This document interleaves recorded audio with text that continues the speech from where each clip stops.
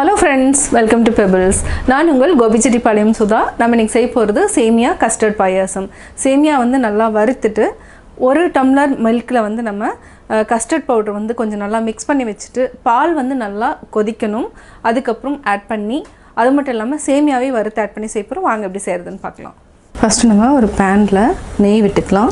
நம்ம முந்திரி வந்து ஒரு 15 முந்திரியை ரெண்டா உடைச்சிருக்கேன். இது வந்து நெய்ல ஃப்ரை பண்ணிக்கலாம். இது நல்லா பொன்னிறமா வறுத்துட்டு தனியா ஒரு பிளேட்ல மாத்திக்கலாம். இதே panல நம்ம சேமியாவை வறுத்துக்கலாம். நெய் விட்டு நல்லா வறுத்துக்கலாம். நல்லா பொன்னிறமா நம்ம வறுத்துட்டோம். கொஞ்சமா தண்ணி விட்டுக்கலாம். தண்ணி விட்டு வேக வெச்சுக்கலாம். கம்மியா இருந்தாலே போதும், ரொம்ப ஜாஸ்தி வேண்டாம். நம்ம அதுக்கு அப்புறம் மில்க் ஆட் பண்ணிக்கலாம். இது நல்லா வெந்திரட்டும். அது வரைக்கும் ஒரு நிமிஷம் வரைக்கும் மூடி வெச்சுக்கலாம். ஒரு நிமிஷம் ஆயிடுச்சு. சேமியா நல்லா வெந்துடுச்சு. இப்போ நம்ம 300 ml அளவுக்கு நம்ம பால் ஆட் பண்ணிக்கலாம். இது நல்லா வெந்துட்டு இருக்கட்டும். பாலில் ஒரு 2 நிமிஷம் வரைக்கும் நல்லா கொதிக்கணும். இதுக்கு மூடி வச்சுக்கலாம்.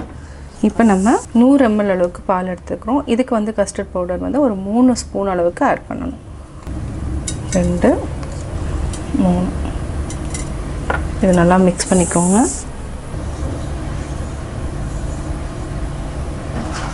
ரெண்டு நிமிஷம் ஆயிடுச்சு. பால் நல்லா கொதிக்க ஆரம்பிச்சிருச்சு. இப்போ நம்ம ஆல்ரெடி மிக்ஸ் பண்ணி வச்சிருக்கிற கஸ்டர்ட் பவுடர் ஆட் பண்ணிக்கலாம். இது நல்லா கலந்து விடுங்க. இது வந்து நல்லா திக்காகும். இது நல்லா மிக்ஸ் பண்ணி விடுங்க.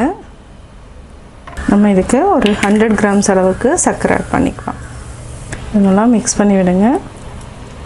நல்லா சர்க்கரை கரைஞ்சிடுச்சு. உங்களுக்கு ஸ்வீட் ஜாஸ்தி வேணும்னா இன்னும் கொஞ்சம் ஆட் பண்ணிக்கலாம். அதாவது இன்னும் ஒரு 50 grams அளவுக்கு ஆட் பண்ணிக்கோங்க.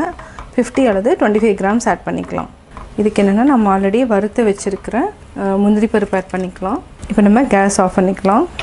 கொஞ்சமாக பாதாம் பிஸ்தா ஆட் பண்ணிக்கலாம். சுவையான கஸ்டர்ட் சேமியா பாயாசம் ரெடி. சேமியா கஸ்டர்ட் பாயாசம் எப்படி செஞ்சேங்கிறது பார்த்தீங்க. நீங்களும் வீட்டில் ட்ரை பண்ணி பாருங்கள். இது வந்து என்னென்னா சின்ன சின்ன விசேஷங்களுக்கு வந்து ரொம்ப ஈஸியாக செய்யக்கூடிய ஒரு டிஷ் தான். உங்களுடைய கமெண்ட்ஸ் எனக்கு சொல்லுங்கள். லைக் பண்ணுங்கள், ஷேர் பண்ணுங்கள், மறக்காமல் சப்ஸ்கிரைப் பண்ணுங்கள்.